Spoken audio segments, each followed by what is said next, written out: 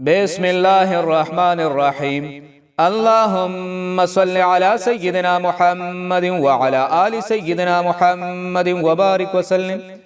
عزیز ساتھیو السلام علیکم۔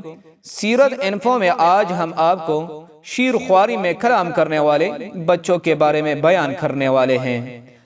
حضرت ابو ہریرہ رضی اللہ تعالی عنہ روایت فرماتے ہیں کہ رسول اللہ صلی اللہ علیہ وآلہ وسلم نے فرمایا، 3 شیرخوار بچوں نے گہوارے یعنی ماں کی گود میں کلام کیا ہے۔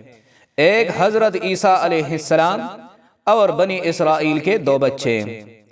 رسول اللہ صلی اللہ علیہ وآلہ وسلم نے فرمایا کہ بنی اسرائیل کے ایک عابد و زاہد آدمی جن کا نام جریح تھا، وہ نماز پڑھ رہے تھے۔ دوران نماز ان کی ماں نے آ کر انہیں پکارا، اے جریح۔ جریح نے ماں کی پکار کا کوئی جواب نہ دیا۔ دل میں سوچنے لگے کہ ماں کی پکار کا جواب دوں تو کیسے دوں، میں تو نماز پڑھ رہا ہوں۔ ایک مرتبہ پھر ان کی ماں آئی اور اب انہوں نے کہا، یا اللہ، جریح کو اس وقت تک موت نہ دینا جب تک وہ کسی فاحشہ بدکار عورت کو نہ دیکھ لے۔ چنانچہ ایک دن جریح اپنی عبادت گاہ میں تھے، ایک فاحشہ عورت آئی اور بدکاری کرنے کی دعوت دی، لیکن آپ نے انکار کر دیا۔ وہ ایک چرواہے کے پاس چلی گئی اور خود کو اس کے حوالے کر دیا۔ پھر اس نے ایک بچہ جنم دیا اور اس بچے کو حضرت جریح سے منسوب کر دیا۔ لوگوں کو جب یہ بات معلوم ہوئی تو وہ جریح کے پاس آئے، خوب برا بلا کہا اور ان کا عبادت خانہ توڑ کر انہیں باہر نکال دیا۔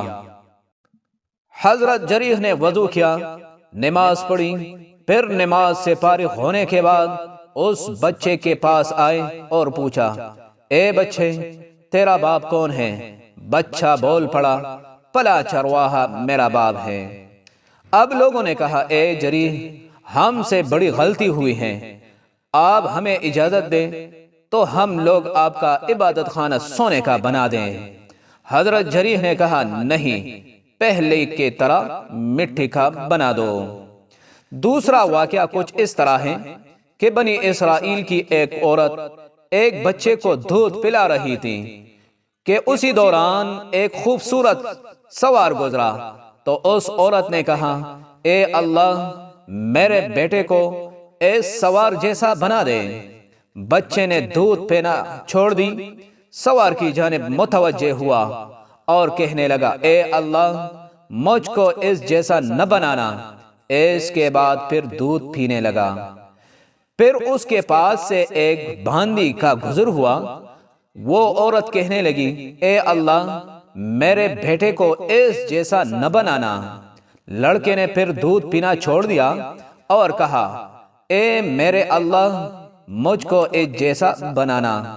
عورت نے بچے سے پوچھا، ایسا کیوں؟ اس نے جواب دیا، وہ سوار ظالموں میں سے ہیں، اور اس عورت کو لوگ چور کہتے ہیں، حالانکہ وہ ایسا کچھ بھی نہیں کرتی۔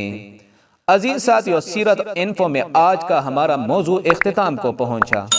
اگلی ویڈیو میں ایک نئے موضوع کے ساتھ پھر حاضر خدمت ہوں گے۔ اس وقت تک کے لیے اجازت دیجیے، والسلام۔